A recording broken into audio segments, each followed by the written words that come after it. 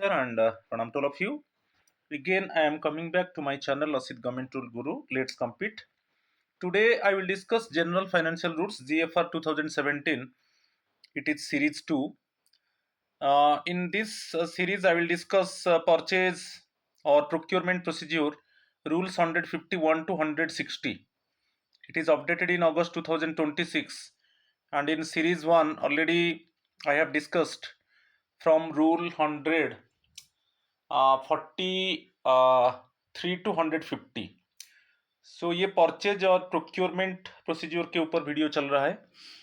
सो ये बहुत इंपॉर्टेंट है और कंप्लीट इंफॉर्मेशन मिलेगा और इसके साथ आपको 10 MCQs मिलेगा. So please listen the video till the end. You can get complete information about each and every rule, and also you know about the latest pattern of question. You see my channel Asit Government Rule Guru. Let's compete. If you see my video, please do not forget to click on subscribe button, and also like and share my channel. You share my channel with your friends and colleagues also, they can get benefit. You see my WhatsApp number. It is 8327782034. If any contact is there, you contact with me and clear your doubt. You remember here my WhatsApp number, it is 8327782034.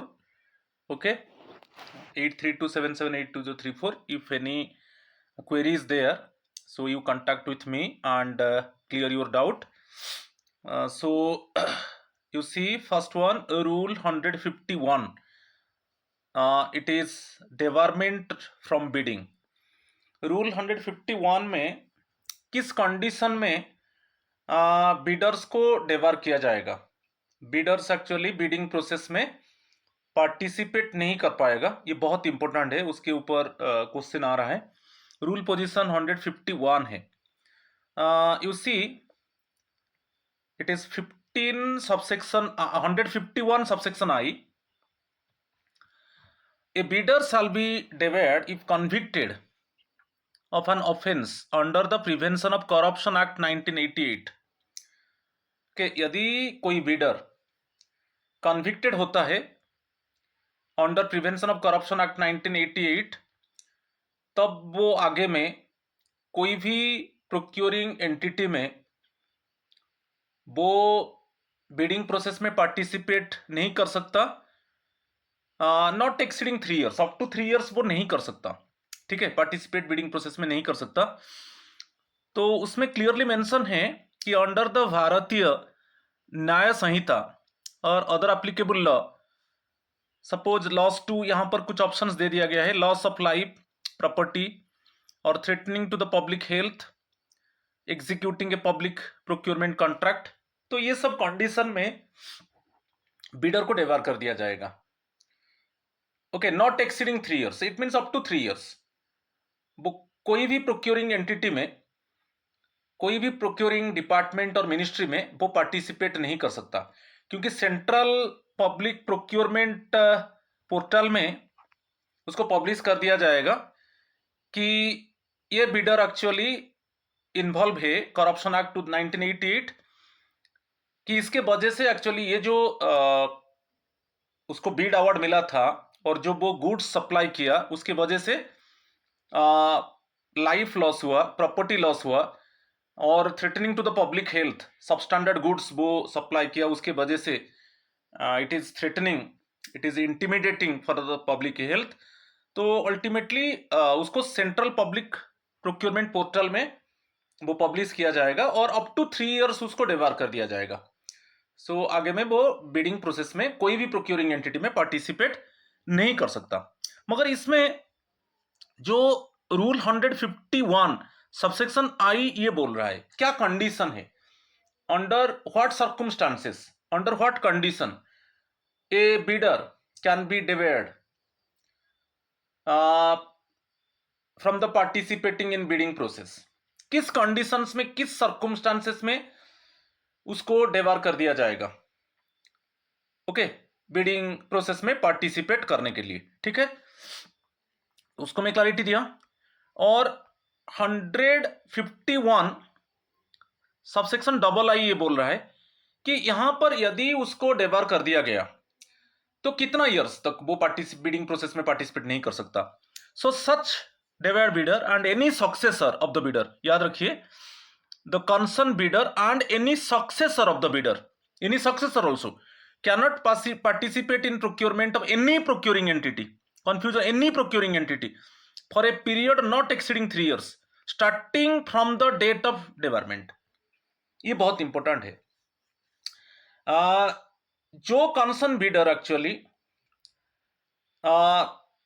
वो convicted हुआ, okay, corruption act 1988 कि उसके वजह से property loss हुआ, life loss हुआ और public health को थ्रेटनिंग मिला, तो उस केस में जो उसको डेबार कर दिया जाएगा उसको किया जाएगा, और उसका कोई भी सक्सेसर है वो आगे में कोई भी प्रोक्योरिंग एंटिटी, कोई भी डिपार्टमेंट का बिडिंग प्रोसेस में वो पार्टिसिपेट नहीं कर सकता, okay, for a period not exceeding 3 years, माने अप टू 3 इयर्स, 3 इयर्स से ज्यादा नहीं होगा। अच्छा, ये जो 3 इयर्स हम कैसे कैलकुलेट करेंगे?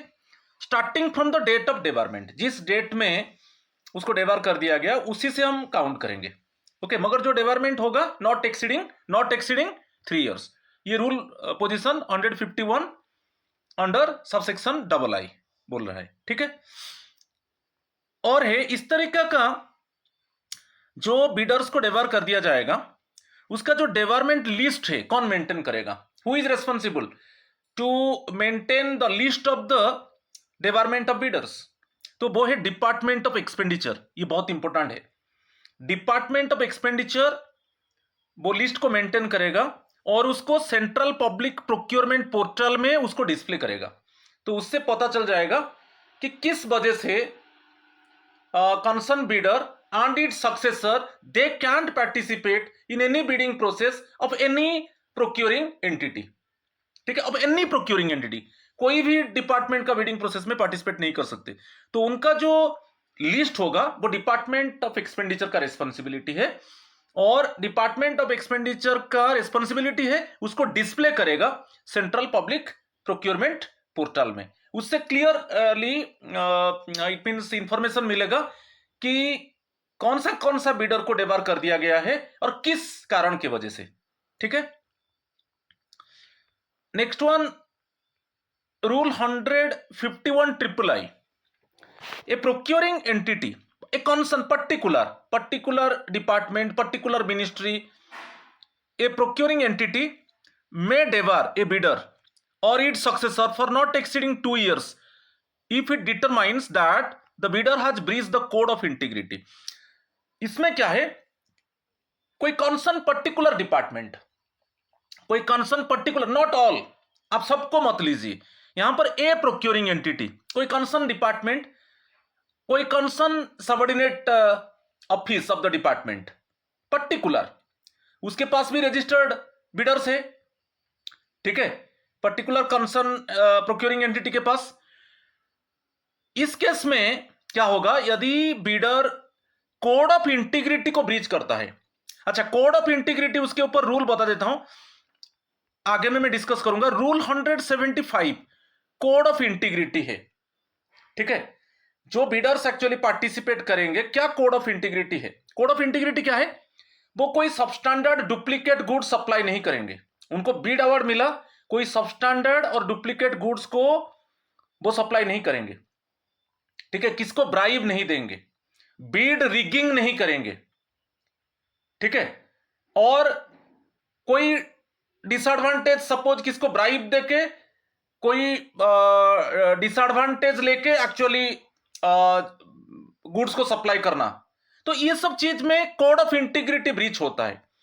तो टोटल कोड ऑफ इंटीग्रिटी जो है वो रूल 175, अब जीएफआर रूल्स 2017 का रूल 175 देखिए, इसमें क्लियरली मेंशन है क्या कोड ऑफ इंटीग्रिटी है। कोड ऑफ इंटीग्रिटी बता रहा है ट्रांसपेरेंसी, अकाउंटेबिलिटी, इंटीग्रिटी, ये होना चाहिए। No bribe, no fraud, no manipulation, no duplication of good, right. तो ये सब कोड ऑफ इंटीग्रिटी में आता है। इसमें क्या है, कोई कंसर्न पर्टिकुलर प्रोक्यूरिंग एंटिटी, कोई पर्टिकुलर डिपार्टमेंट, कोई particular subordinate office of the department, उसके पास भी रजिस्टर्ड सप्लायर्स है। यदि वो डिटेक्ट किया कि कोई बिडर वो कोड ऑफ इंटीग्रिटी को ब्रीच कर रहा है, तो वो उसको डिवेयर करेगा up to 2 years, not exceeding 2 years, 2 years से ज्यादा नहीं होगा। ठीक है, क्लियर। मगर ये पर्टिकुलर के लिए ये सब इसमें जो डिवेयर किया जाएगा वो पर्टिकुलर प्रोक्यूरिंग एंटिटी के लिए, आपको कंफ्यूजन नहीं होना है। मगर उस केस में जो डिपार्टमेंट ऑफ एक्सपेंडिचर जो लिस्ट किया है, उसमें करप्शन एक्ट था 1988, जिसके वजह से लाइफ लॉस हुआ, प्रॉपर्टी लॉस हुआ, पब्लिक हेल्थ को थ्रेटनिंग हुआ। उस केस में यदि बिडर को डिवेयर किया जाता है वो for all procuring entities, and वो लिस्ट को मेंटेन करता है डिपार्टमेंट ऑफ एक्सपेंडिचर, और वो पब्लिश होगा सेंट्रल पब्लिक प्रोक्योरमेंट पोर्टल में डिस्प्ले होगा। मगर इस केस में पर्टिकुलर प्रोक्यूरिंग एंटिटी यदि वो देखता है कि जो बिडर को बीड अवार्ड मिला था वो कोड ऑफ इंटीग्रिटी को ब्रीच कर रहा है, तो वो उसको डिवेयर करेगा नॉट एक्सीडिंग 2 years, और उसका पोर्टल में जो पर्टिकुलर प्रोक्यूरिंग एंटिटी का जो पोर्टल में वो उसको डिस्प्ले करेगा कि ये बिडर को डिवेयर कर दिया गया, क्योंकि इस कारण के वजह से इस वो कोड ऑफ इंटीग्रिटी का इस रिलेटेड एक्चुअली प्रिंसिपल को वो ब्रीच किया, इसके लिए उसको डिवेयर कर दिया गया। और इसमें not exceeding 2 years, but general case में नॉट एक्सीडिंग 3 years। ठीक है, इसमें भी वही है, the concern bidder and it's successor. मगर ये पर्टिकुलर एंटिटी के लिए, कंफ्यूजन नहीं होना है, ये पर्टिकुलर एंटिटी के लिए। और वो पर्टिकुलर एंटिटी, वो प्रोक्यूरिंग एंटिटी क्या करेगा, उसका जो पोर्टल में, ठीक है, उसका जो वेब पोर्टल है उसमें वो डिस्प्ले करेगा कि ये बिडर को डिवेयर कर दिया गया, क्योंकि वो कोड ऑफ इंटीग्रिटी को, कोई प्रिंसिपल ऑफ इंटीग्रिटी, जो कोड ऑफ इंटीग्रिटी का जो प्रिंसिपल है उसको ब्रीच किया। ठीक है, मगर ये इस केस में जो बिडर को डिवेयर किया गया वो सबके लिए नहीं है, वो पर्टिकुलर डिपार्टमेंट के लिए है, अदर डिपार्टमेंट के लिए नहीं होगा। ठीक है, अच्छा, इसका लिस्ट जो 151 अंडर सेक्शन जो III, द कंसर्न मिनिस्ट्री और department maintains and displays its department list on the website, क्योंकि पर्टिकुलर मिनिस्ट्री और पर्टिकुलर डिपार्टमेंट के लिए है, तो वो उसका जो पोर्टल में, वेबसाइट में वो डिस्प्ले करेगा। ठीक है, डिपार्टमेंट, मगर ये अदर डिपार्टमेंट, अदर मिनिस्ट्री के लिए ये लागू नहीं होगा। अच्छा, नेक्स्ट वन है रूल 151, आप देखिए IV। ठीक है, इसमें क्या दिया है कि यदि कोई बिडर को डिवेयर किया जाएगा, उसको रीजनेबल अपॉर्चुनिटी दिया जाएगा, उसको बोला जाएगा कि आपको डिवेयर कर दिया जाएगा, तो आप इसके अगेंस्ट में रिप्रेजेंटेशन दे सकते हो। उसको इन्फॉर्म किया जाएगा कि ये सर्कमस्टांसेस के वजह से, ये इंसिडेंट के वजह से, इस कारण के वजह से आपको डिवेयर किया जाएगा, तो आपका कोई उसके ऊपर रिप्रेजेंटेशन देना है तो आप दे दो। ठीक है, तो ये रूल 151 उसका 4th सबसेक्शन बोल रहा है, IV बोल रहा है कि no bidder can be debarred without first being given a reasonable opportunity to represent against the proposed debarment. तो डायरेक्टली मींस कोई बिडर को डिवेयर किया गया, उसको इन्फॉर्म नहीं किया जाएगा, ऐसा नहीं है, उसको इन्फॉर्म किया जाएगा कि इस कारण की वजह से आपको डिवेयर किया जाएगा, और आपका रिप्रेजेंटेशन देना है तो दे दो। ठीक है, तो ये जो 4 सेक्शंस बहुत इंपॉर्टेंट है, आपको क्लियर हुआ बेसिकली किस कंडीशन में नॉट एक्सीडिंग 3 years, किस कंडीशन में नॉट एक्सीडिंग 2 years, कहां पर डिस्प्ले होगा सेंट्रल पब्लिक प्रोक्योरमेंट पोर्टल में, कहां पर कंसर्न मिनिस्ट्री और डिपार्टमेंट का वेबसाइट में। ठीक है, पूरा क्लियर। चलो next one, rule 152, enlistment of Indian agents. Rule position बहुत इंपॉर्टेंट है, एनलिस्टमेंट ऑफ इंडियन एजेंट्स। इसमें क्या है, कभी कभी मैं थोड़ा ब्रीफली बता देता हूं। कभी कभी जो फॉरेन कंपनीज है वो डायरेक्टली हमारा बिडिंग में पार्टिसिपेट नहीं कर सकते हैं, उनका कुछ इंडियन एजेंट है, जो फॉरेन कंपनीज है उनका इंडियन एजेंट है, तो वो इंडियन एजेंट वो पार्टिसिपेट कर सकता है हमारा बिडिंग प्रोसेस में, यदि कंसर्न डिपार्टमेंट और मिनिस्ट्री अप्रूवल देता है। मगर डायरेक्टली कोई it means foreign company directly bidding process में पार्टिसिपेट नहीं करता है। तो उसमें क्लियरली मेंशन है कि मिनिस्ट्रीज और डिपार्टमेंट्स में enlist Indian agents who want to quote directly on behalf of their foreign principals. Foreign principals means foreign companies. तो फॉरेन कंपनीज का जो इंडियन एजेंट है, ठीक है, वो बिडिंग प्रोसेस में पार्टिसिपेट कर सकता है। ठीक है, इन सिंपल वर्ड्स दिया है, देखिए, ए फॉरेन कंपनी, वही same foreign principal, may want to participate in an Indian government procurement और टेंडर। कोई फॉरेन कंपनी वो इंडियन गवर्नमेंट प्रोक्योरमेंट टेंडर में पार्टिसिपेट करना चाहता है, तो इंस्टेड ऑफ डीलिंग डायरेक्टली, वो डायरेक्टली डील नहीं करेगा company, it may have an Indian agent, उसका कुछ इंडियन एजेंट है, who represents it in India. तो उनका एजेंट रिप्रेजेंट करेंगे इंडिया में, वो डायरेक्टली डील नहीं करेंगे। यदि बीड में पार्टिसिपेट करेंगे, डायरेक्टली पार्टिसिपेट नहीं करेंगे, उनका इंडियन एजेंट है। तो मिनिस्ट्री और डिपार्टमेंट में एनलिस्ट, रजिस्टर और अप्रूव। तो हमारा मिनिस्ट्री और कंसर्न मिनिस्ट्री और डिपार्टमेंट में एनलिस्ट कर सकते हैं, उनको रजिस्ट्रेशन कर सकते हैं, अप्रूवल दे सकते हैं such Indian agents if it considers necessary.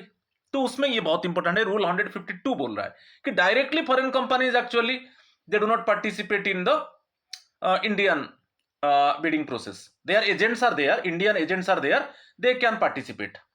Okay, so तो it is mainly depend upon the ministry or department. Ministry, हमारा जो कंसर्न मिनिस्ट्री डिपार्टमेंट है, उनको में एनलिस्ट एक्चुअली रजिस्टर और approve such Indian agents if it considers necessary. यदि उनका goods जो गुड एक्चुअली सप्लाई करेंगे वो नेसेसरी है, उनको कंसर्न मिनिस्ट्री और डिपार्टमेंट उनको रजिस्ट्रेशन कर सकता है और उनको अप्रूवल दे सकता है। ठीक है, नेक्स्ट वन, रूल 153, कुछ रिजर्व्ड आइटम्स है, परचेज और प्राइस, जो टेक्सटाइल गुड्स है, खदी गुड्स, जो हैंडलूम गुड्स के ऊपर रूल 153 में बोला गया है, रिजर्व्ड आइटम्स एंड परचेज और प्राइस प्रेफरेंस। देखिए, खदी और handloom items, all hand spoon and hand woven textiles khadi goods are reserved for exclusive purchase from KVIC, Khadi Village Industries Commission। जो हैंड स्पून, जो hand oven textile से खदी goods है, वो exclusively purchase किया जाएगा KVIC से, खदी village industries commission से। तो यहां पर क्या रूल बता रहा है, for textile required by central government departments, कोई सेंट्रल गवर्नमेंट डिपार्टमेंट को टेक्सटाइल गुड्स चाहिए, तो वो at least 20%, minimum 20% procurement must be from handloom origin items. तो यदि सेंट्रल गवर्नमेंट डिपार्टमेंट को टेक्सटाइल गुड्स चाहिए, तो मिनिमम एटलीस्ट, ये बहुत ही, इसके ऊपर क्वेश्चन आता है, मिनिमम 20% वो प्रोक्योर कर सकता है। ठीक है, फ्रॉम हैंडलूम ओरिजिन आइटम्स, मगर एटलीस्ट मिनिमम, ये मैंडेटरी है, मिनिमम 20% वो प्रोक्योर करेगा, जैसे KVIC, जो खदी विलेज इंडस्ट्रीज कमीशन। और उनका जो, देखिए, these handloom items can be purchase from KVIC, नहीं तो और कुछ हैंडलूम क्लस्टर से।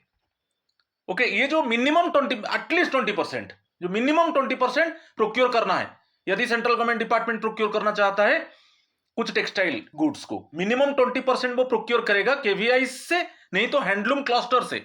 अच्छा, कोऑपरेटिव सोसाइटीज है, जॉइंट लाइबिलिटी ग्रुप्स है, सेल्फ हेल्प ग्रुप्स फेडरेशन से, प्रोड्यूसर कंपनीज है, कॉर्पोरेशन से, वेवर्स हैविंग पहचान कार्ड्स, वेवर्स हैविंग पहचान कार्ड्स, तो इनसे, ये सब हैंडलूम क्लस्टर से।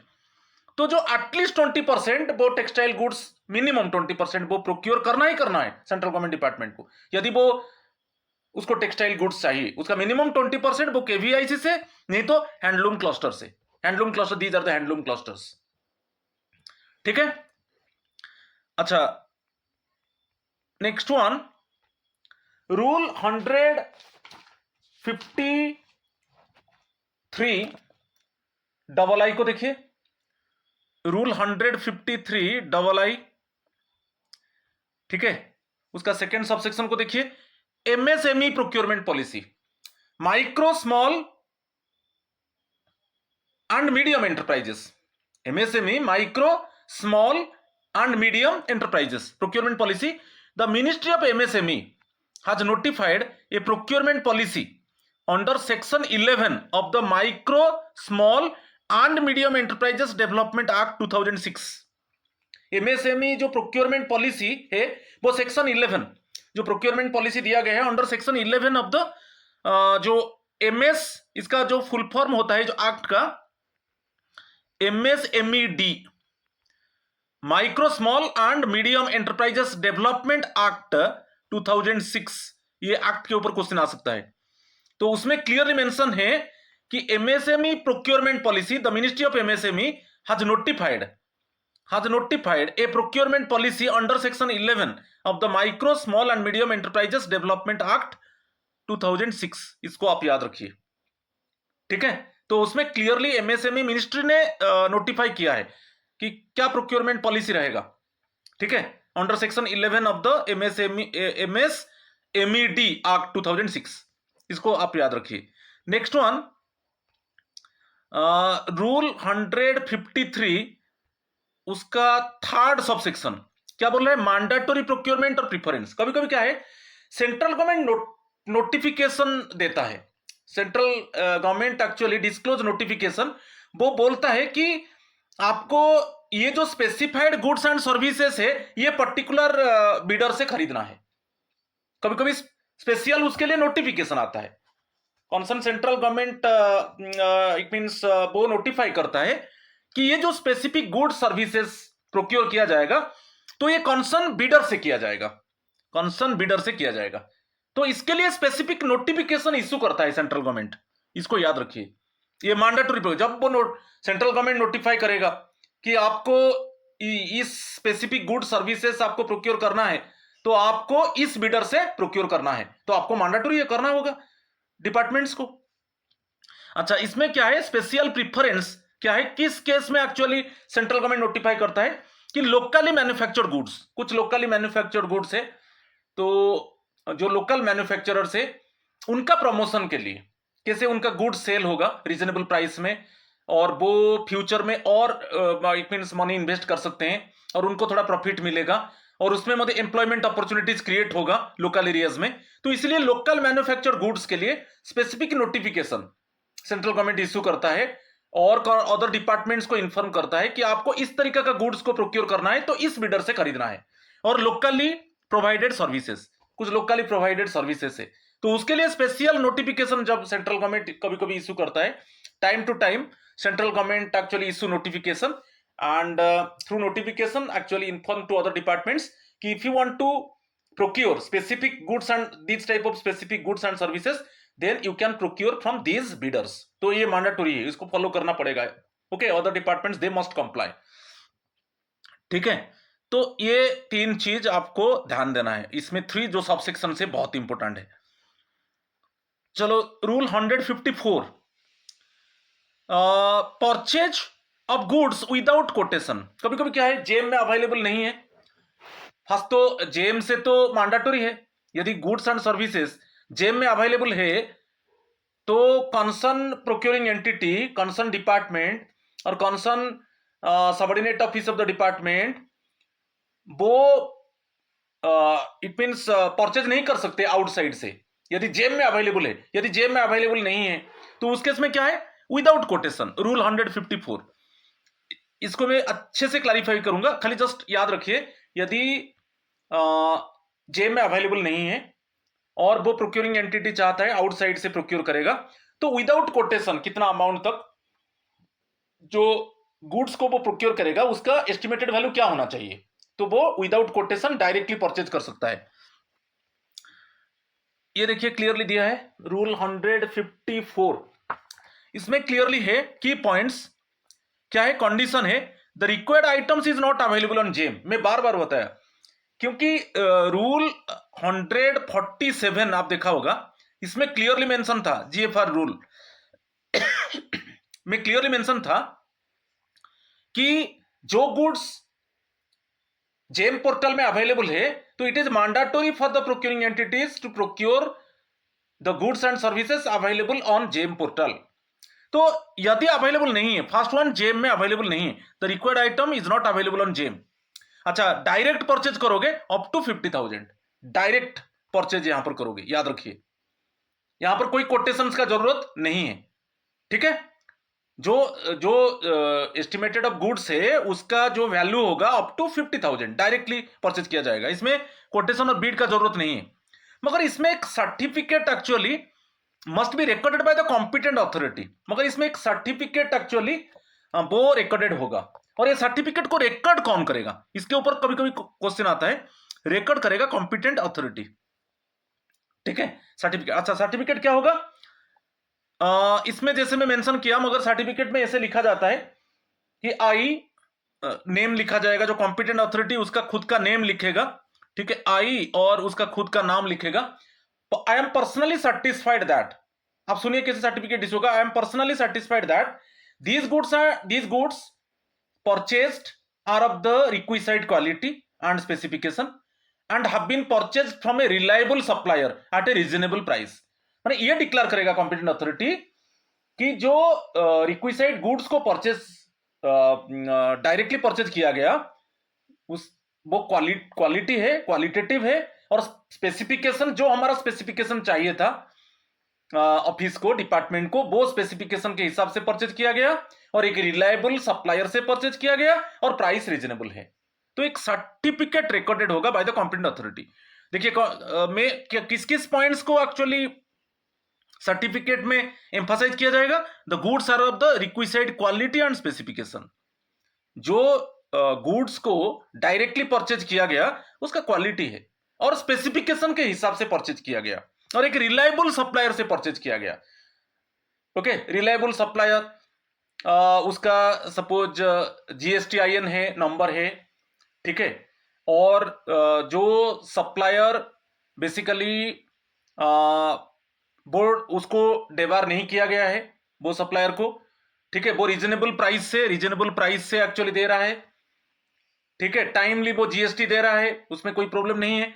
तो इस तरीका का इसमें एक सर्टिफिकेट एक्चुअली रिकॉर्डेड होगा कि जो गुड्स परचेज किया गया, डायरेक्ट परचेज किया गया, वो उसमें अप टू 50,000 आप डायरेक्ट परचेज कर सकते हैं, कॉम्पिटेंट अथॉरिटी कर सकता है, ठीक है। मगर इसमें एक सर्टिफिकेट रिकॉर्डेड होगा कि जो गुड्स प्रोक्योर की क्वालिटी है, स्पेसिफिकेशन के हिसाब से किया गया, रिलायबल सप्लायर से किया गया, और प्राइस रीजनेबल है।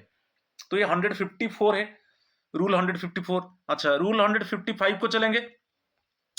Purchase of goods by the purchase committee. एक लोकल LPC होता है, लोकल परचेज कमिटी होता है डिपार्टमेंट में, 3 मेंबर्स होते हैं। और रूल 155 उसमें क्या अमाउंट होगा, क्या जो गुड्स प्रोक्योर किया जाएगा उसका एस्टिमेटेड वैल्यू क्या होगा, जो लोकल परचेज कमिटी का रिकमेंडेशन से परचेज किया जाएगा। तो रूल 155 है, देखिए की conditions. First one, the required item is not available on GeM में अवेलेबल नहीं है। अच्छा, यदि LPC परचेज करता है, LPC, तो उसका above greater than 50K, okay, up to 5 lakh, याद रखिए ये local purchase committee, sorry, up to 5 lakh, 5L कर दिया, okay, greater than 50,000 up to 5 lakh, ठीक है, क्लियर। अच्छा, इसमें मेथड क्या होगा, purchase can be made on the recommendation of a duly constituted local purchase committee. Local purchase committee में 3 members. अच्छा, ये 3 मेंबर्स को कौन चूज करेगा ना, choose by the an appropriate level decided by the head of the department. Every office में देखिए LPC है, कोई भी चीज परचेज किया जाएगा तो फर्स्ट LPC उसको चेक करेगा कि उसका जो MRP क्या है, क्या प्रोडक्ट क्वालिटी है कि नहीं, स्पेसिफिकेशन के हिसाब से परचेज किया गया कि नहीं। तो मंथली एक LPC है, एवरी मंथ में चेंज होते हैं 3 मेंबर्स। सब जनवरी में 3 मेंबर्स रहेंगे, फरवरी में 3 मेंबर्स, ऐसे मंथ वाइज होते हैं। तो 3 members actually decided by the head of the department. तो ये जो LPC जो परचेज करेगा, और एक बार बता देता हूं, जो फर्स्ट वन जेम में अवेलेबल नहीं है, जब LPC इसको परचेज करेगा, जो estimated value of the goods greater than 50,000 up to 50 lakh. और एक उसमें क्वेश्चन आता है, ये जो LPC में कितना मेंबर्स होते हैं, 3 मेंबर्स। अच्छा, उसको कौन चूज करेगा, चूज करेगा जो डिपार्टमेंट का हेड है, जो ऑफिस का हेड है, ठीक है, जैसे स्कूल लेवल में प्रिंसिपल है, ठीक है, वो local purchase committee actually decide करेगा, ठीक है। अच्छा, वो क्या करेंगे, कमिटी क्या करेगा, LPC क्या करेगा, वो एक मार्केट सर्वे करेगा, मार्केट को जाएगा, सर्वे द मार्केट, जो गुड्स को प्रोक्योर करना है उसके ऊपर सर्वे करेगा, उसका रीजनेबलनेस ऑफ द रेट देखेगा, प्राइस रीजनेबल होना चाहिए, क्वालिटी चेक करेगा, स्पेसिफिकेशन चेक करेगा, एक सुइटेबल सप्लायर को आइडेंटिफाई करेगा और फिर रेकमेंड करेगा। Before recommending the purchase order jointly एक सर्टिफिकेट वो रिकॉर्ड करेंगे, जॉइंटली जो 3 मेंबर्स एलपीसी है वो जॉइंटली एक सर्टिफिकेट को रिकॉर्ड करेंगे यहां पर। ठीक है, फर्स्ट वन क्या है, कमिटी बन गया। कमिटी हम ये देख लिया कि estimated value of the goods greater than 50,000 up to 5 lakh है।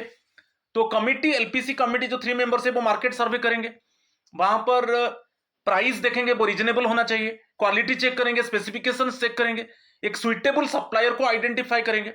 सुइटेबल सप्लायर को आइडेंटिफाई करेंगे, वो उसका कमोडिटी क्वालिटी है, स्पेसिफिकेशन के हिसाब से है, प्राइस भी रीजनेबल है। ठीक है, तो परचेज करने से पहले, परचेज ऑर्डर करने से पहले वो एक जॉइंटली तीनों मिलकर एक सर्टिफिकेट रिकॉर्ड करेंगे। ठीक है, एक सर्टिफिकेट रिकॉर्ड करेंगे और वो सर्टिफिकेट क्या होगा, certified that we members of the purchase committee are jointly and individually satisfied that the goods recommended for purchase are of the requisite specification and quality, price at the prevailing market rate, and the supplier recommended is reliable and competent to supply the goods in question, and it is not deviated by department of it is not deviated by ministry of expenditure. तो उसमें जो certification होगा, certification देखिए, certification में clearly mention होगा, वो लिखेंगे we the members of the purchase committee are jointly and individually satisfied that जो गुड्स हम परचेज करने के लिए जा रहे हैं वो क्वालिटी है, हमारा स्पेसिफिकेशन के हिसाब से है, प्राइस रीजनेबल है, सप्लायर रिलायबल है, और ये जो सप्लायर है उसको मिनिस्ट्री ऑफ एक्सपेंडिचर ने डेबार नहीं किया है। आप समझ रहे हो? तो इसमें क्या क्या है, भाई सेम थिंग जो सर्टिफिकेट में रिकॉर्डेड होगा, goods meet the specification quality, price is at the prevailing market rate से ज्यादा नहीं है, सप्लायर रिलायबल है, कॉम्पिटेंट है, एंड सप्लायर इज नॉट डेवेड by the department of expenditure और द कंसर्न मिनिस्ट्री और डिपार्टमेंट। याद रखिए। तो ये चीज, अच्छा, जो सप्लायर, सपोज आप देखिए यहां पर लिख दिया कि supplier is not divide by the department of expenditure. आप तो जानते हो, मैं बता चुका हूं उसको रूल 151 में। और द कंसर्न मिनिस्ट्री, जिस मिनिस्ट्री और डिपार्टमेंट वो गुड्स को प्रोक्योर करना चाहता है, वहां पर एलपीसी चेक करेगा कि जिस सप्लायर से अभी हम खरीदने जा रहे हैं, क्या उसको हमारा डिपार्टमेंट उसको डेबार किया, उसको हमारा डिपार्टमेंट डेबार किया है क्या, तो इसे इसको भी चेक करना है। तो ये सर्टिफिकेट एक मेंशन होगा। तो सर्टिफिकेट में क्या क्या होगा मैं बता दिया, और उसमें क्या क्या है, कंफ्यूजन है, जॉइंटली एंड इंडिविजुअली, जो 3 members jointly and individually they must inform that कि satisfied that, jointly and individually satisfied that goods maintain quality and according to the specification, okay, and price of the goods are at the prevailing market price, supplier is reliable and competent, and the concerned supplier, competent supplier is not devoured by the department of expenditure or our department कि our ministry। ठीक है, चलो next one 157, no splitting of demand. कभी demand को split नहीं करना है। तो इसमें क्या है, जैसे अभी हम बताएं कि अप टू 50,000 डायरेक्ट परचेज होगा, अप टू 50,000 डायरेक्ट परचेज होगा, जो सर्टिफिकेट होगा वो कॉम्पिटेंट अथॉरिटी सर्टिफिकेट को रिकॉर्ड करेगा। उसके बाद greater than 50,000 up to 5 lakh, up to 5 lakh, इसको तो एलपीसी का रिकमेंडेशन होगा, सर्टिफिकेट एक्चुअली रिकॉर्डेड करेगा एलपीसी। ठीक है कि नहीं? तो उसमें स्प्लिट नहीं होगा। जैसे क्या होगा, जैसे मोर देन 5 लाख हो जाएगा, ग्रेटर देन 5 लाख मींस वो जो कॉम्पिटेंट अथॉरिटी का वहां पर अप्रूवल चाहिए, तो इसको अवॉइड, इसमें greater than 5 lakh means approval of the competent authority चाहिए, approval of the competent, CA में लिख दिया। तो इसको अवॉइड करने के लिए क्या किया जाएगा ना, उसको स्प्लिट कर दिया जाएगा। जो गुड्स हम प्रोक्योर करेंगे उसको एक साथ क्यों एक साथ हम परचेज नहीं करेंगे, उसको हम स्प्लिट कर देंगे। तो इसमें क्या है, हम बच जाएंगे, कॉम्पिटेंट अथॉरिटी का अप्रूवल नहीं चाहिए। तो ग्रेटर देन 5 लाख हो रहा है, हम उसको स्प्लिट कर देने से लेस देन 5 लाख हो जाएगा। समझ रहे कि नहीं? तो ये सब, मगर ये नहीं होगा, ये नहीं होना चाहिए। ये होगा तो वहां पर क्या है, डिसिप्लिनरी प्रोसीडिंग हो सकता है। तो उसमें क्लियरली जो रूल 157 है ये बता रहा है, ये टोटल रिक्वायरमेंट और demand must not be deliberately divided into smaller quantities. उसको डेलिबरेटली स्मॉलर क्वांटिटीज में डिवाइड नहीं किया जाएगा to make separate small purchases. Separate small purchases हम नहीं करेंगे टोटल रिक्वायरमेंट को। तो इसमें क्या है, कारण क्या है, इसमें कारण पूछता है क्वेश्चन में, to avoid obtaining the approval और sanction of the higher authority. क्योंकि सपोज ग्रेटर देन 5 लाख होगा टोटल प्रोक्योरमेंट का वैल्यू, तो यहां पर तो अप्रूवल चाहिए, सैंक्शन चाहिए हायर अथॉरिटी का। तो इसको अवॉइड करने के लिए हम क्या करेंगे ना, सेपरेट स्मॉल परचेजेस करने के लिए ट्राई करेंगे, मगर ये नहीं होना चाहिए। ठीक है, ये नहीं होना चाहिए इस केस में। तो ये रूल 157 जो जीएफआर रूल ये बता रहा है। ओके, सो जो piecemeal purchase should be avoided. तो पूरा टोटल रिक्वायरमेंट को परचेज करना है प्रोसीजर के हिसाब से, उसको it should not be divided into small quantities. ठीक है, चलो next one, rule 158। Rule 158, purchases of goods by obtaining beads. तो 5 टाइप्स ऑफ बीड्स है। ठीक है, सपोज जेम में अवेलेबल नहीं होगा, आगे में सब डिस्कस करेंगे। तो obtaining bids, okay, bidding process में परचेज किया जाएगा, ये रूल 158 बोल रहा है। इसको तो आगे में हम डिस्कस करेंगे, मगर अभी आप डिटेक्ट कर लीजिए। उसमें क्या है, first one advertise tender inquiry है। ये जो जीएफआर रूल 161, ये ओपन टेंडर है, इसको आगे में हम डिस्कस करेंगे। एडवर्टाइज टेंडर नेक्स्ट वीडियो में मैं डिस्कस करूंगा। Advertise tender inquiry 161। नेक्स्ट है limited LT, limited tender inquiry, ये जीएफआर रूल 162। 2 स्टेज बीडिंग है, 2 स्टेज बीडिंग आता है 160। 2 स्टेज बीडिंग का जो आता है, इसमें मैं बता देता हूं, रूल पोजीशन को भी बता देता हूं। तो 2 स्टेज बीडिंग होता है 163, रूल 163 2 स्टेज बीडिंग। रूल 163 में 2 स्टेज बीडिंग है। सिंगल टेंडर इंक्वायरी है 166। ठीक है, तो 2 स्टेज बीडिंग है 163, नहीं 2 स्टेज बीडिंग 164, याद रखिए।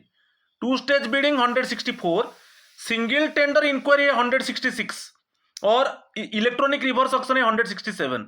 ये सब आगे में बिडिंग प्रोसेस को डिस्कस करेंगे, मगर अभी 5 मेथड्स बता दिया। इसके ऊपर भी क्वेश्चन होता है क्या क्या 5 मेथड्स है। तो 5 मेथड्स में याद रखिए, एडवर्टाइज टेंडर इंक्वायरी है, ओपन टेंडर है, लिमिटेड टेंडर। लिमिटेड क्या है, जो प्रोक्योरिंग एंटिटी के पास जो रजिस्टर्ड बिडर्स है, तो लिमिटेड बिडर्स, उसके पास जो, ये तो ओपन है। एडवर्टाइज मींस ओपन, कोई भी पार्टिसिपेट कर सकता है।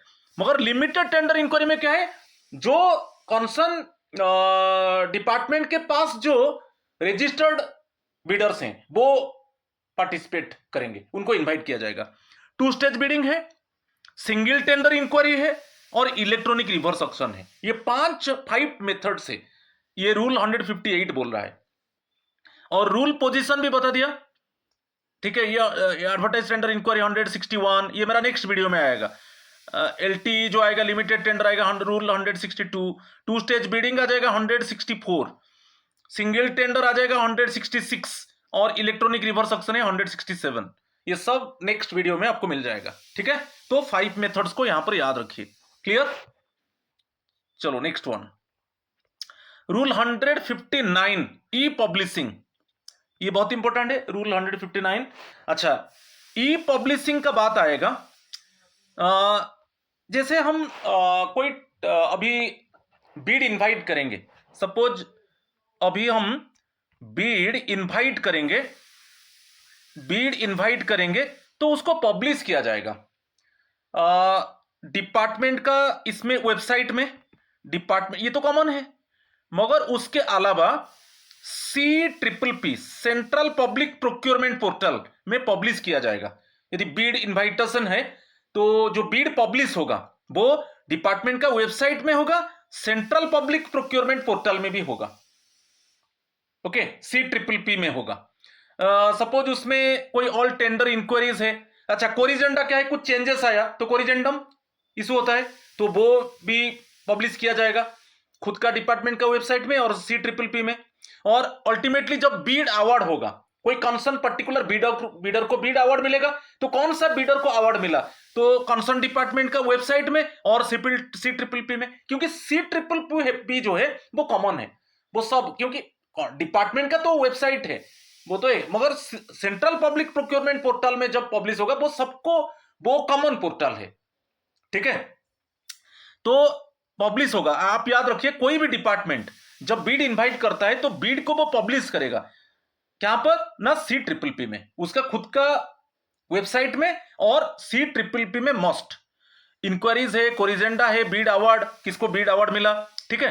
मगर कुछ कुछ केस में वो पब्लिश नहीं किया जाएगा, यदि बीड हम इनवाइट करेंगे उसको पब्लिश नहीं किया जाएगा, क्योंकि नेशनल सिक्योरिटी और कॉन्फिडेंशियलिटी है, उसको डिटेल जो टेंडर इंक्वायरीज के ऊपर जो हम पब्लिश करते थे वो पब्लिश नहीं होगा, क्योंकि कॉन्फिडेंशियल है, नेशनल सिक्योरिटी मैटर है।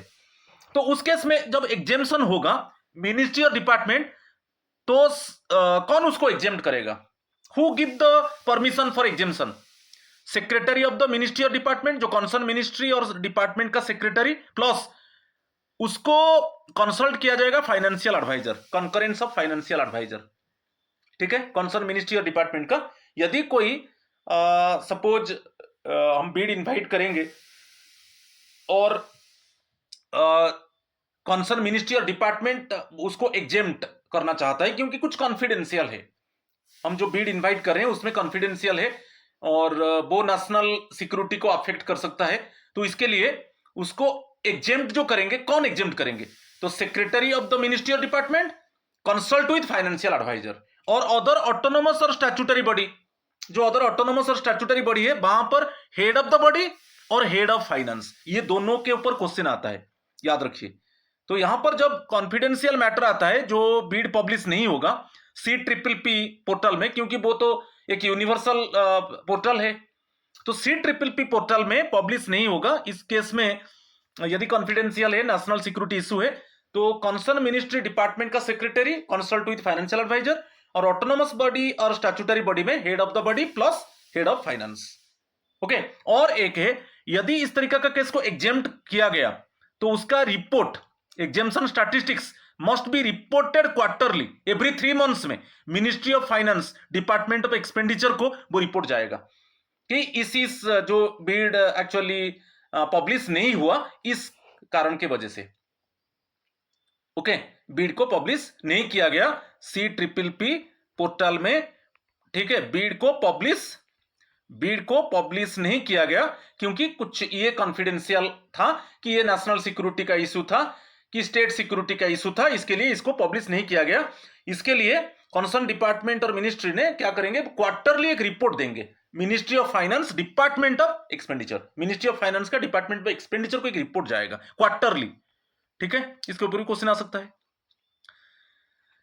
चलो नेक्स्ट वन अप्लाइज टू, अच्छा क्या क्या पब्लिश होता है, request for proposals, all tenders, यदि हम जो भी बीड इनवाइट करेंगे, all tenders, request for proposals, आगे में ये सब डिस्कस होगा, रिक्वेस्ट फॉर प्रपोजल्स क्या है, एक्सप्रेशन ऑफ इंटरेस्ट क्या है, request for proposals, expression of interest, pre qualification notices, क्या क्वालिफिकेशन होना चाहिए बिडर्स का, वेदर एडवर्टाइज्ड, वो एडवर्टाइज है कि लिमिटेड है कि सिंगल पार्टी है, जो 5 मेथड से एडवर्टाइज्ड है, लिमिटेड टेंडर इंक्वायरी है, 2 स्टेज बिडिंग है, single stage it means single tender inquiry है और रिवर्स ऑप्शन है।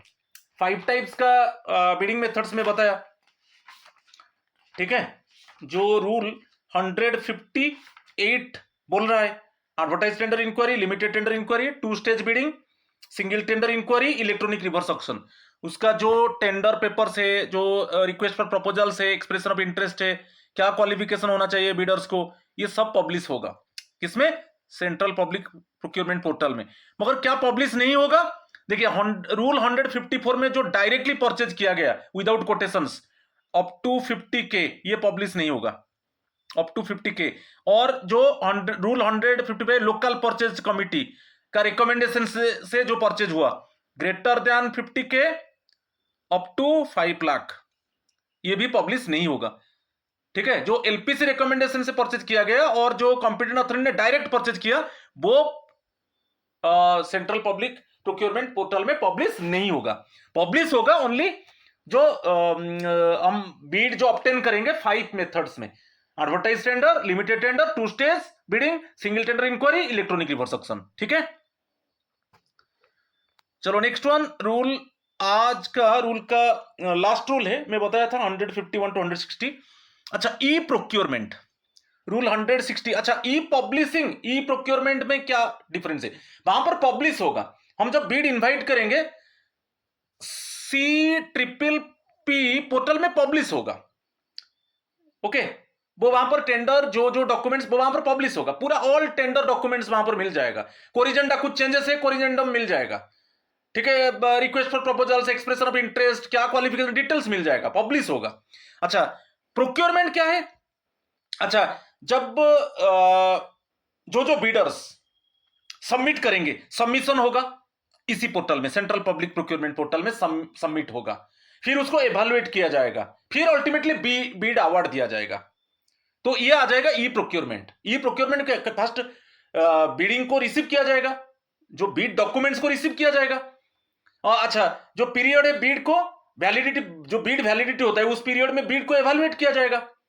ठीक है, उसका टेक्निकल बीड्स और जो मॉनेटरी बीड्स है उसको चेक किया जाएगा, फिर अल्टीमेटली बीड अवार्ड होगा। तो वो ई प्रोक्योरमेंट, तो ई पब्लिश वहां पर पब्लिश होगा, मगर यहां पर प्रोक्योर का जो प्रोक्योरमेंट का जो प्रोसेस है, रिसीव किया जाएगा बीडिंग डॉक्यूमेंट्स को, फिर उसको एवेलुएट किया जाएगा, फिर बीड अवार्ड दिया जाएगा। ठीक है, रूल 160 में देखिए रूल पोजीशन 160 सबसेक्शन आई बोल रहा है, all beads must be received through e procurement portals of all for all procurements. याद रखिए, तो जो कंसर्न डिपार्टमेंट है वो बीड डॉक्यूमेंट, जो बीडर्स ने उनका जो डॉक्यूमेंट सबमिट करेंगे वो कंसर्न डिपार्टमेंट का वेब पोर्टल में आएगा, कंसर्न पोर्टल में आएगा कंसर्न डिपार्टमेंट का, और CPPP में भी वो सबमिट होगा। All beads must be received. Okay, Bidder's यदि बीड सबमिट करेंगे, all beads must be received through e procurement portals for all procurements. ठीक है, अच्छा, ये 160 सबसेक्शन आई बोल रहा है, 160 सबसेक्शन डबल आई क्या बोल रहा है?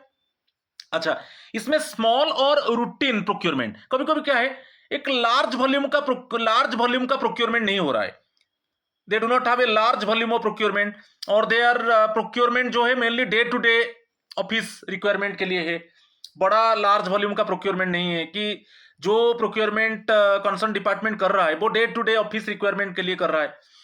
सो इस केस में and they have not already started e procurement through another solution, तो वो NIC नेशनल, इस केस में NIC ई प्रोक्योरमेंट सिस्टम को वो यूज करेंगे, national informatic centres e procurement system, जो NIC है नेशनल इंफॉर्मेटिक्स सेंटर, उसका जो ई प्रोक्योरमेंट सिस्टम है उसको यूज करेंगे। मगर ये कंडीशन क्या है, जब कोई कंसर्न ऑफिस वो large volume of goods procure नहीं कर रहा है और day to day expenditure office का एक्सपेंडिचर के लिए प्रोक्योर कर रहा है। ठीक है, इस केस में वो यूज कर सकता है NIC का ई प्रोक्योरमेंट सिस्टम को यूज कर सकता है। ये बोल रहा है रूल 160A बोल रहा है। ठीक है, क्लियर? तो NIC नेशनल इंफॉर्मेटिक सेंटर का ई प्रोक्योरमेंट सिस्टम को यूज करता है, मगर यहां पर कंडीशन क्या है, यदि वो large volume of goods procure नहीं करता है और उसका day to day suppose office requirement के लिए वो प्रोक्योर करता है, तो इस NIC का ई प्रोक्योरमेंट सिस्टम को यूज कर सकता है। और अदर मिनिस्ट्रीज और डिपार्टमेंट्स में other minister they may use NIC's e procurement system और engage any other e procurement service provider but must follow due process. ठीक है, III तो डिलीट कर दिया गया है। अच्छा, IV में क्या है, एक्सेप्शन। एक्सेप्शन में क्या है, यदि कुछ नेशनल सिक्योरिटी मैटर है, स्ट्रैटेजिक कंसिडरेशन है, कॉन्फिडेंशियलिटी है, तो इसमें ई प्रोक्योरमेंट में वो बीड डॉक्यूमेंट सबमिशन नहीं होगा, क्योंकि यहां पर एक ऑप्शन दिया था ई प्रोक्योरमेंट में कि all the bidders they must submit their bidding documents in CPPP.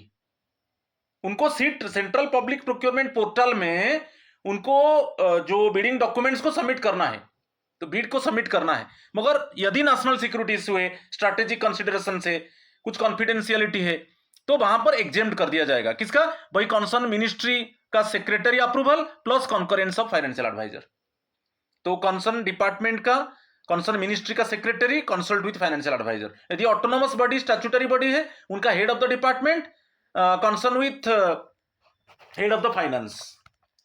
ठीक है, जो 159 में था, 159 में क्लियरली मेंशन था कि जो ऑटोनोमस बॉडी है वहां पर अप्रूवल चाहिए किसका? ना head of the department consult with head of the finance. वहां पर head of the HOD plus head of the finance, ये ऑटो एबी के लिए, ऑटोनोमस बॉडी और स्टैट्यूटरी बॉडी के लिए। Okay, consult with concurrence with head of the finance, head of the finance. मगर यदि वो कंसर्न डिपार्टमेंट का है, कंसर्न डिपार्टमेंट का, मिनिस्ट्री का, वहां पर secretary concern with financial adviser.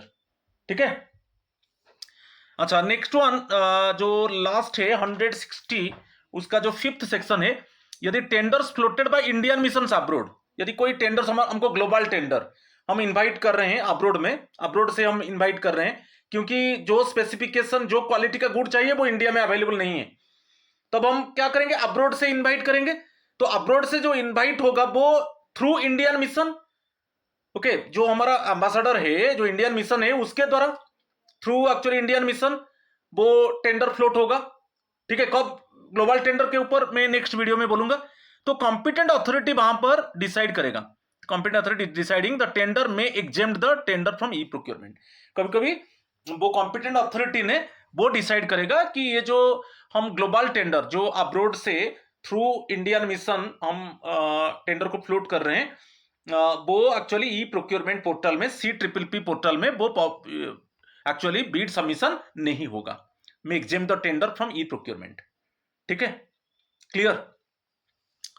तो ये था। अभी हम 10 क्वेश्चंस को देखेंगे। क्वेश्चंस कुछ नहीं, मैं जैसे बताया, कोई भी क्वेश्चन आएगा आप अटेम्प्ट आराम से कर सकते हो। यहां पर देखिए क्वेश्चन नंबर 1, इनकरेक्ट स्टेटमेंट को देखेंगे। 4 स्टेटमेंट्स गिवन, इनकरेक्ट को देखेंगे। ये सब 100 रूल 151 डिवार्मेंट ऑफ बिडर्स के ऊपर है। First one, a bidder convicted under the prevention of corruption act is debarred from participating in any procurement process across all procuring entities for a period not exceeding 3 years। ये तो ठीक है, correct है।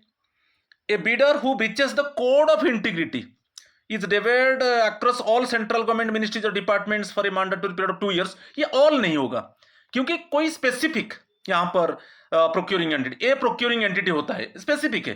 तो यदि कोई पर्टिकुलर डिपार्टमेंट कोई देखा कि उसका कोई बिडर वो कोड ऑफ इंटीग्रिटी को ब्रीच किया, तो वही कंसर्न डिपार्टमेंट ने वो बिडर को डिबार करेगा। सो अदर डिपार्टमेंट्स के लिए लागू नहीं होगा, अदर डिपार्टमेंट्स के लिए लागू नहीं होगा। तो ये गलत है सेकंड स्टेटमेंट। मैं इसको अच्छे से क्लैरिफाई किया था आपको। Next one, the list of bidders debarred for breach of the code of integrity is maintained by the department of expenditure. अच्छा, जो कोड ऑफ इंटीग्रिटी ब्रीच करके कंसर्न डिपार्टमेंट, कंसर्न एक पर्टिकुलर प्रोक्योरिंग एंटिटी, वो देखा कि उसका एक bidder वो क्या कर रहा है ना, वो कोड ऑफ इंटीग्रिटी को ब्रीच किया, तो वो खुद ही वो कंसर्न प्रोक्योरिंग एंटिटी उसको डिबार करेगा, मगर वो एप्लीकेबल नहीं होगा अदर डिपार्टमेंट्स के लिए।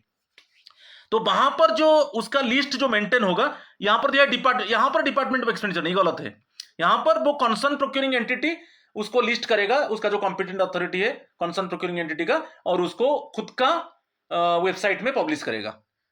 मगर अदर केस में जो था, जैसे करप्शन एक्ट 1988 की कुछ लाइफ लॉस हुआ, प्रॉपर्टी लॉस हुआ, threatening to the public health, उस केस में वो जो बिडर्स और उसका सक्सेसर को जो डिबार किया जाएगा नॉट एक्सीडिंग 3 years, वो सभी डिपार्टमेंट्स के लिए, वहां पर उसका लिस्ट जो करेगा डिपार्टमेंट ऑफ एक्सपेंडिचर, और डिपार्टमेंट एक्सपेंडिचर रिस्पॉन्सिबल है, उसको डिस्प्ले करेगा सेंट्रल पब्लिक प्रोक्योरमेंट पोर्टल में। मगर इस केस में नहीं, कोई स्पेसिफिक एंटिटी डिबार कर रहा है, due to breaching of the code of integrity, वो नॉट एक्सीडिंग 2 years, वो खुद का वेबसाइट में वो पब्लिश करेगा। तो सेकंड थर्ड स्टेटमेंट भी गलत है। Fourth option, an opportunity of reasonable representation must be granted to the bidder before finalizing any debarment order, ये करेक्ट है। आपको बताया था कि कोई बिडर को डिबार किया जाएगा, उसको इन्फॉर्म किया जाएगा कि ये सर्कमस्टांस है, ये इंसिडेंट है, और इस तरीके से आप कोड ऑफ इंटीग्रिटी को ब्रीच किया, तो आप आपका रिप्रेजेंटेशन दे दो। तो यहां पे जो करेक्ट है फर्स्ट एंड फोर्थ, इनकरेक्ट पूछा है, इनकरेक्ट सेकंड एंड थर्ड, तो option C is the correct answer. ठीक है।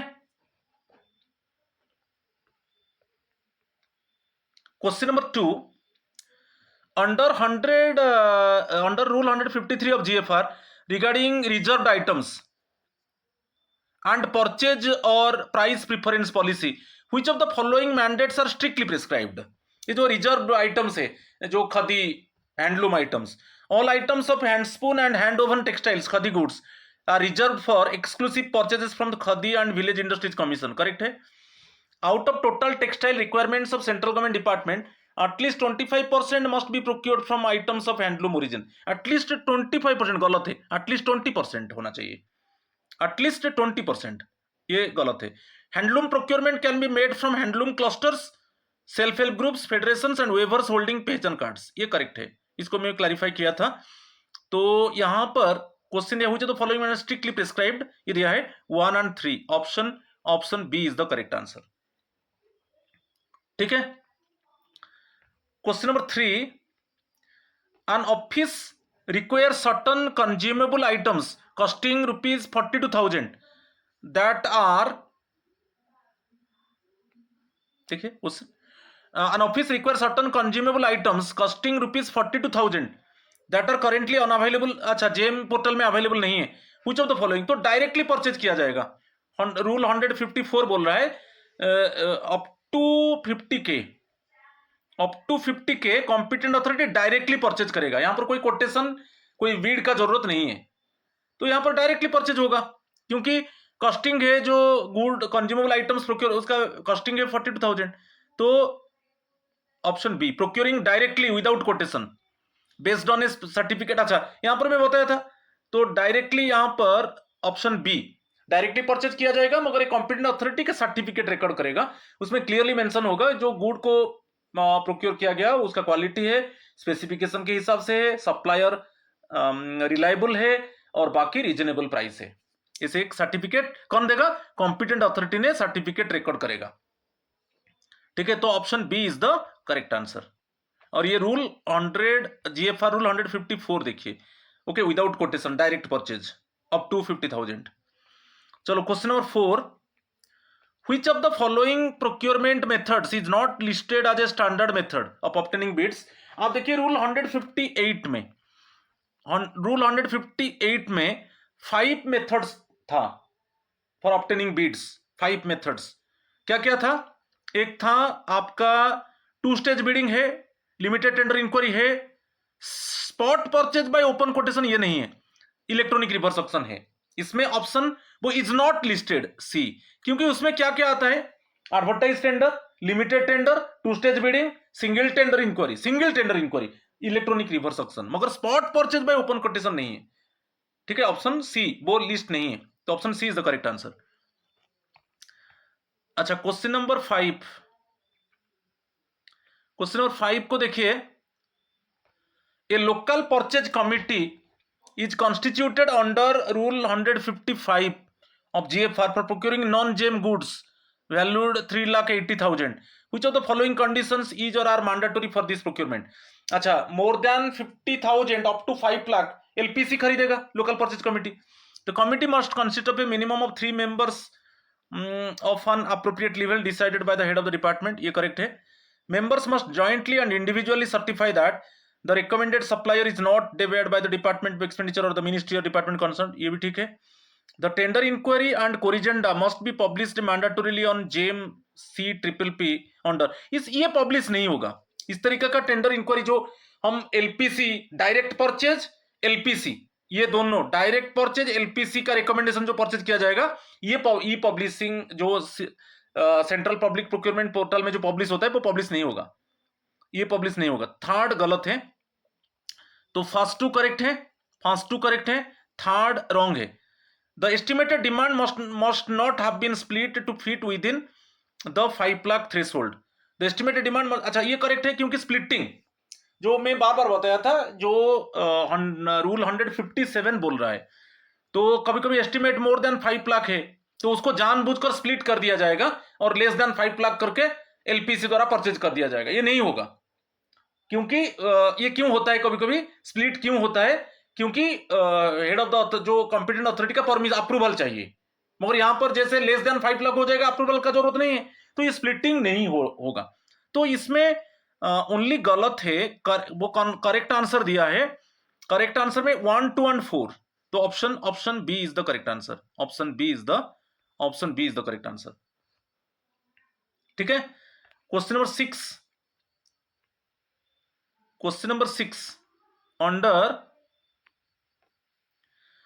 GFR, when an autonomous body seeks exemption from mandatory e-publishing on Central Public Procurement Portal on the grounds of national security and confidentiality, whose approval and concurrence are required। क्योंकि देखो autonomous body अभी Beed invite कर रहा है, तो जो Beed invite करेगा उसको तो वो पब्लिश करेगा सेंट्रल पब्लिक प्रोक्योरमेंट पोर्टल में, पूरा टेंडर्स और क्या क्या डॉक्यूमेंट्स चाहिए, क्या क्वालिफिकेशन होना चाहिए, पूरा डिटेल्स वो पब्लिश करेगा खुद का वेबसाइट में और CPPP में। मगर यदि नेशनल सिक्योरिटी इशू आता है और कॉन्फिडेंशियलिटी आता है तो वो एग्जेम्प्ट होगा, किसका अप्रूवल चाहिए, यहां पर ऑटोनोमस बॉडी का पूछा है, तो ऑटोनोमस बॉडी में head of the department consult with head of the finance, याद रखिए option B is the correct answer. क्योंकि ऑटोनोमस बॉडी और स्टैट्यूटरी बॉडी में, अदर केस में मैं बोला था secretary of the concern department और ministry consult with financial adviser, वहां पर फाइनेंशियल एडवाइजर, यहां पर हेड ऑफ द फाइनेंस, वहां पर फाइनेंशियल एडवाइजर, और यहां पर ऑटोनोमस बॉडी का head of the department, head of the body, वहां पर है secretary concern department of ministry का। तो option B is the correct answer, question number 6। Question number 7, which authority maintains the list of bidders divide across all procuring entities. अच्छा, जो मैं बताया था, आप देखिए रूल 151, ठीक है, उसका फास्ट बीट आई देखिए, इसमें क्लियरली मेंशन था, यदि कोई बिडर्स एक्चुअली करप्शन में इन्वॉल्व है अकॉर्डिंग टू करप्शन एक्ट 1988, उसके वजह से लाइफ लॉस हुआ, प्रॉपर्टी लॉस हुआ, और उसका गुड के वजह से वो जो सप्लाई किया उसके वजह से threatening to the public health, तो उस केस में उसको डिवेयर किया जाएगा नॉट एक्सीडिंग 3 इयर्स, उसको उसका लिस्ट बनाएगा department of expenditure ministry of finance, option D is the correct answer, और उसको वो सेंट्रल पब्लिक प्रोक्योरमेंट पोर्टल में डिस्प्ले करेगा, और ऑल प्रोक्योरिंग एंटिटीज के लिए वो concern bidder and it's successor, वो उनको डिवेयर किया जाएगा नॉट एक्सीडिंग 3 इयर्स। ठीक है, तो option D is the correct answer. Question number 8, what mandatory minimum percentage of textile procurement by central government department must be of handloom origin, 20%, option A. Okay, तो यह rule 153 देखिए, इसमें clearly mention है। Okay, khadi village industries commission और सम जो handloom cluster से, cooperative society जे, self help group से, joint liability group है, प्रोड्यूसर कंपनीज है, कॉर्पोरेशन से, और जो और एक है इंक्लूडिंग वेवर्स हैविंग पहचान कार्ड्स, कुछ वेवर्स है उनका पहचान कार्ड्स है, तो उनसे तो at least minimum 20% central government department यदि वो प्रोक्योर करना चाहते हैं टेक्सटाइल गुड्स, तो मिनिमम 20%, एटलीस्ट 20% वो प्रोक्योर करेगा के वीआईसी से और अदर हैंडलूम क्लस्टर से। Option A is the correct answer. Question number 9, under rule 155 which composition and value range applied to procurement of non-gem goods through a local purchase committee greater than 3 members रहेगा LPC का, greater than 50,000 up to 5 lakh, option D is the correct answer. Rule 155 देखिए, जो local purchase committee का recommendation से procure किया जाएगा, क्योंकि वो गुड्स जेम में अवेलेबल नहीं है, और estimated value of the goods above 50,000 and up to 5 lakh, तो एलपीसी जो 3 मेंबर्स होते हैं वो मार्केट सर्वे करके, ठीक है, परचेज करने के लिए रिकमेंडेशन देंगे। ठीक है, option D is the correct answer. आज का लास्ट क्वेश्चन है, अंडर रूल 160 भी जो ई प्रोक्योरमेंट पोर्टल के ऊपर है, who is empowered to grant exemption from e procurement in respect of tenders floated by Indian mission abroad. यदि हम कुछ ग्लोबल टेंडर इनवाइट करेंगे, क्योंकि जो गुड्स हमको चाहिए, जिस तरीके का क्वालिटी ऑफ गुड्स चाहिए, स्पेसिफिकेशन चाहिए, वो इंडिया में अवेलेबल नहीं है, तो हम ग्लोबल टेंडर अब्रोड से इनवाइट करेंगे थ्रू इंडियन मिशन। तो उसमें सब जब इनवाइट होगा ऑटोमेटिकली CPPP में तो वो पब्लिश होता है और वहीं से बिड डॉक्यूमेंट सबमिट होता है, इवेलुएट होता है, पर यहाँ पर नहीं होगा क्योंकि कुछ इशू है, कॉन्फिडेंशियल इशू है, नेशनल सिक्योरिटी का इशू है। तो उस केस में जो एग्जेम्प्ट होगा वो competent authority, authorise to decide the tender, competent authority, authorise जो कॉम्पिटेंट अथॉरिटी के पास ऑथराइजेशन है टेंडर को डिसाइड करने के लिए, उसी का निर्देश के हिसाब से वो इसमें क्या है CPPP में उसको एग्जेम्प्ट किया जाएगा, उसको पब्लिश नहीं किया जाएगा। ठीक है, option D is the correct answer. तो ये मेरा था रूल 151 टू 160, ये सीरीज 2 था। फिर आप वेट कीजिए, अच्छा अच्छा वीडियो आएगा। और आपको कोई भी GFR के ऊपर ओनली आप you see my video, you believe on my video, definitely if you are having command over the content, so definitely any type of question is coming, you can do it। ठीक है, तो आज इतना ही है। Thank you and नमस्कार to all of you.